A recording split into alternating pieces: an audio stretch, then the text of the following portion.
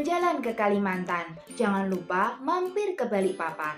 Hai kawan-kawan, perkenalkan saya Kurnia Rahman, CGP Angkatan 8 dari Kabupaten Grobogan.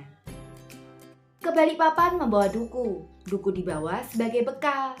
Berikut penyelesaian tagihan modul 1.1 pada bagian demonstrasi kontekstual.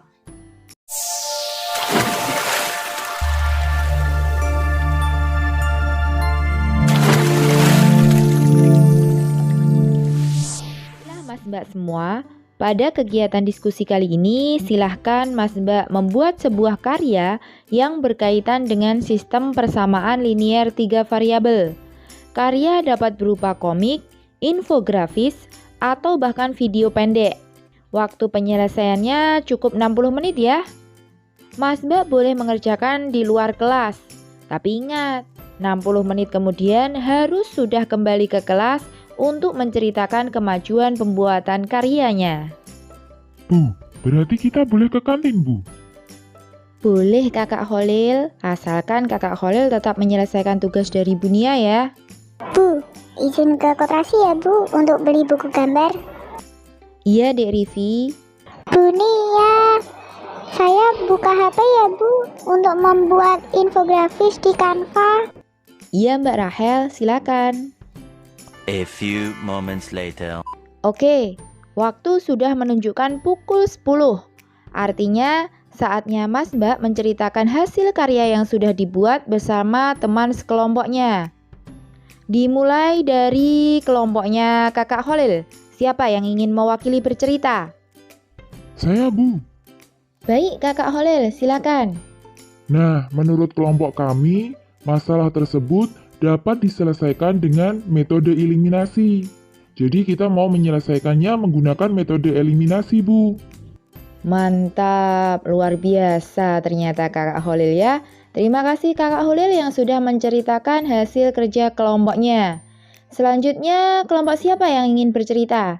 Saya Bu. Oke, silakan Mbak Rahel. Nah teman-teman, berikut ini adalah infografis yang telah kelompok kami buat. Kami terinspirasi dari menu geprek di Hell Chicken yang ada di Pasar Gata. Nah, dari infografis ini, kami ingin mengetahui berapa kembalian uang Dik Rivi apabila Dik Rivi mempunyai 2 lembar uang Rp50.000 dan ia ingin membeli 1 ayam geprek dan sambal. Rencananya, kami akan menghitung menggunakan metode campuran antara eliminasi dan substitusi. Ya, berikan tepuk tangan yang meriah untuk Mbak Rahel dan Kakak Kholil yang sudah bersedia menceritakan hasil kerja kelompoknya hari ini.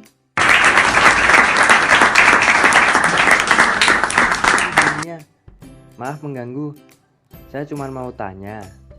Saya tadi melihat anak-anak ketika pelajarannya Bunia itu ada yang ke kantin, ada yang ke koperasi, ada juga yang di halaman sekolah.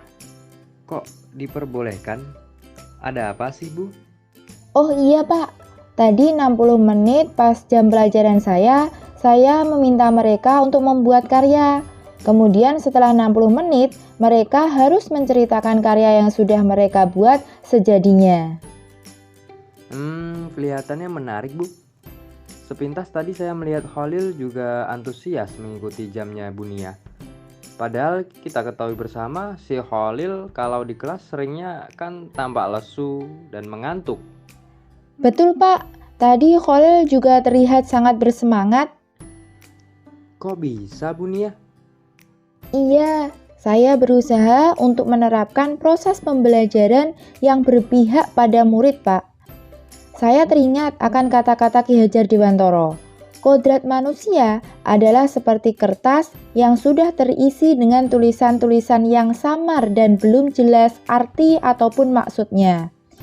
Jadi, tugas kita adalah menuntun dalam rangka mempertebal tulisan itu agar tampak semakin jelas dan membantu mereka mencapai keselamatan dan kebahagiaan.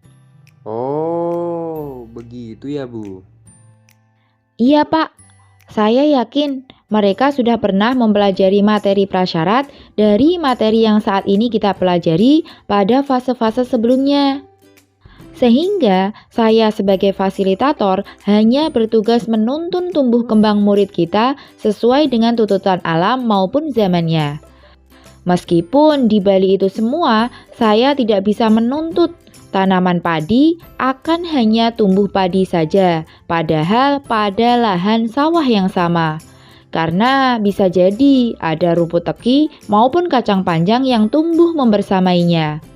Selain itu, kita pun tidak bisa memaksakan bibit padi yang kita tanam akan tumbuh besar menjadi jagung.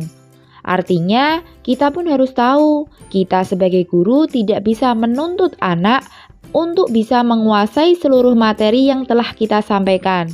Bisa jadi, ilmu-ilmu lain juga turut membersamai tumbuh kembang murid kita. Wow, mantap sekali filosofinya, Bu. Ah, tidak, Pak. Saya masih dalam taraf belajar. Belajar memahami pemikiran filosofisnya Ki Hajar Dewantara. Wah, sudah bel, Pak. Saya masuk ke kelas dulu ya, Pak. Oh iya, Bu. Kapan-kapan sharing lagi ya, Bu. Sangat menarik dan jadi membuka wawasan juga pengalaman baru. Siap.